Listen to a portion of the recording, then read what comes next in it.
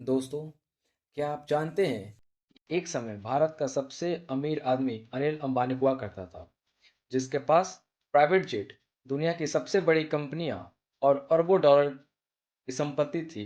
लेकिन वही इंसान कुछ सालों बाद कोर्ट में अपना बयान कहता है कि मेरे पास वकील को देने के लिए भी पैसे नहीं है। आज की यह कहानी सिर्फ अनिल अंबानी की नहीं है।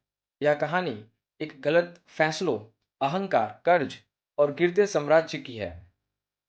तो वीडियो को अंत तक देखिएगा, क्योंकि यह कहानी आपको बिजनेस के सबसे बड़े लेसन को सिखाएगी। Early life. उनका जन्म, अनिल अंबानी का जन्म 4 जून 1959 को हुआ और भारत के सबसे बड़े उद्योगपति धीरूभाई अंबानी के छोटे बेटे थे। एमबीए की पढ़ाई की, पढ़ाई में तेज थे, स्मार्ट, कॉन्फिडेंट और मॉडर्न सोच वाले। लोग मानते थे कि ये अनिल अंबानी मुकेश अंबानी से ज़्यादा इंटेलिजेंट है।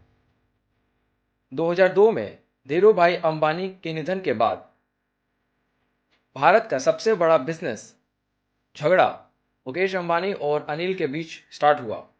2005 में रिलायंस का बंटवारा हुआ। Reliance communication, telecom, Reliance power, Reliance infrastructure, Reliance capital, entertainment and media Mukesh Ambani को मिला। वहीं oil, gas and petroleum, cash machine,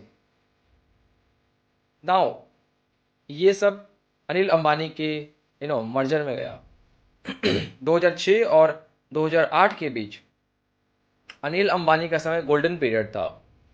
Reliance power का आईपीओ, भारत का सबसे बड़ा आईपीओ। रिलायंस कम्युनिकेशन, लाखों ग्राहक।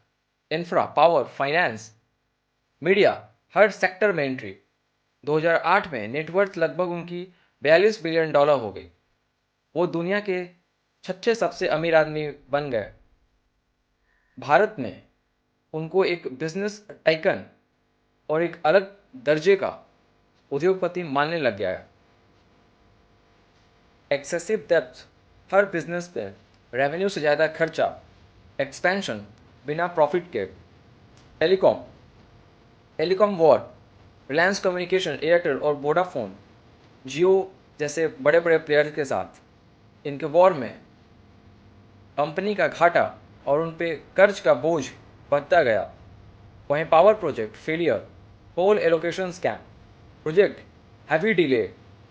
Now these are all contributing to the collapse of that empire. वही 2010 के बाद एक एक करके कंपनियां बैंकरप्ट होने लगी।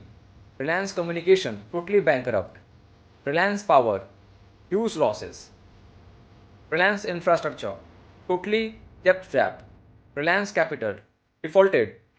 शेयर प्राइस जहां 1,000 की थी वो 10 पर ट्रेड करने लगा। इन्वेस्टर्स का पैसा डूब गया।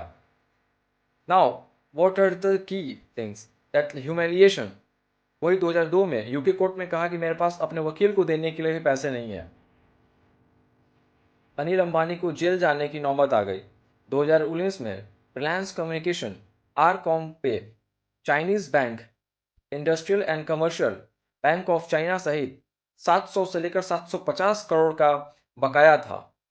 यूके हाई कोर्ट ने फैसला दिया कि अगर पैसे नहीं चुकाया गया तो अनिल अंबानी को 3 महीने की जेल हो सकती है और उनकी इंटरनेशनल रेपुटेशन पूरी तरह खत्म हो जाएगी। नाउ अनिल अंबानी ने तो ऑलरेडी बयान दे चुका था कि मेरे पास पैसे नहीं है और 2005 के बाद दोनों भाई अलग हो चुके थे। Public fight, legal battle, ego, ego bitterness. कोई उम्मीद नहीं थी कि मुकेश अंबानी उनकी मदद करेंगे। नाउ टर्निंग पॉइंट, क्योंकि खास करके माँ कोकिला बहन उन दोनों के बीच में सुलह कराई और उन्होंने कहा कि फैमिली रेपुटेशन बिजनेस से ऊपर है। ना मुकेश अंबानी ने उनकी मदद की, पर्सनल पैसे नहीं दिए बल्कि रिलायंस जियो, रिलायंस इंडस्ट्रीज के फंड से उन्हें ब्लॉक लगभग 750 करोड़ की पर्सनल पेमेंट चाइनीज बैंक को किया गया। Mukesh Ambani finally stepped in and clear all his dues. उनको अनिल अंबानी को जेल जाने से बचाया। पासपोर्ट कॉन्फ़िगरेशन रुका।